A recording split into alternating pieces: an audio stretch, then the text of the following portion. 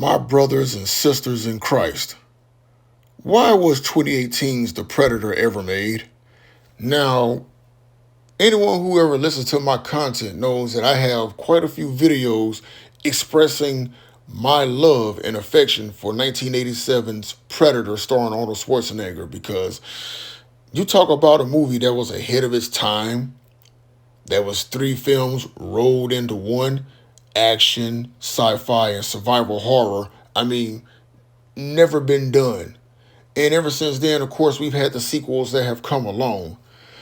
In 2018's The Predator promised the fans that it was going to go back to the hardcore roots of the first film.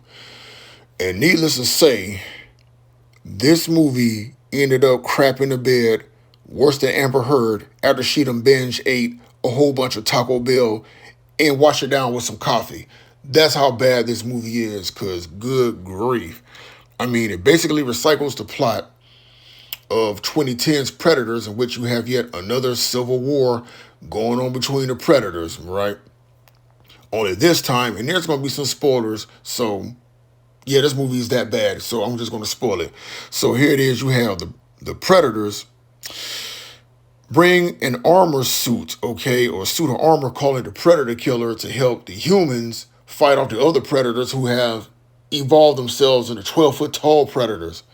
And I'm going, okay, that's ridiculous, but whatever.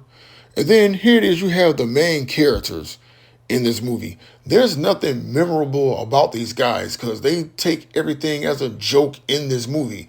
Remember in Predator with Arnold Schwarzenegger, when you had Dutch and his band of manly men, black ops guys who fought during Vietnam, okay? That look death in the face and like, haha, shoot it away. But when they're in the jungle with the Predator and they don't know what's taking them out one by one, these guys are scared for their lives. In this movie, no, it's none of that. They just take it as a joke. Bad jokes, bad humor, a whole bunch of sex pun jokes. Like, good grief. And then the main character, McKenna, his son has autism. And then the doctor, played by Olivia Munn, she goes, oh yeah, well, autism is the next step in human evolution, blah, blah, blah, blah. And not only that, this kid figures out the Predator's technology just by putting on the mask. I'm like, oh my God. And then the Lord of Predators themselves.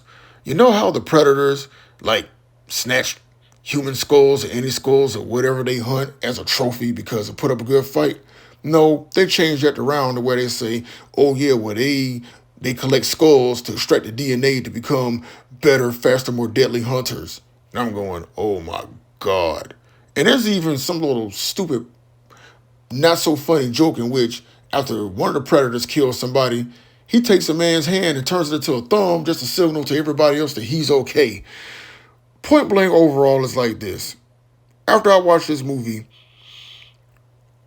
I felt like Stewie in that episode of Family Guy where he turns off the lamp, rolls over in his crib, and cries himself to sleep. Because that's exactly what I did when I got home after watching this, and I went to work the next day mad as hell. But overall, let the brown baldy say this.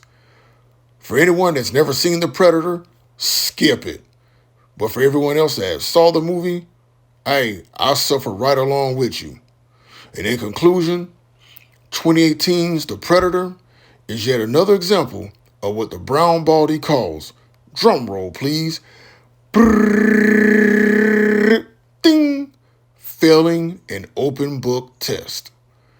Just my thoughts, just my opinion, and as always, just saying.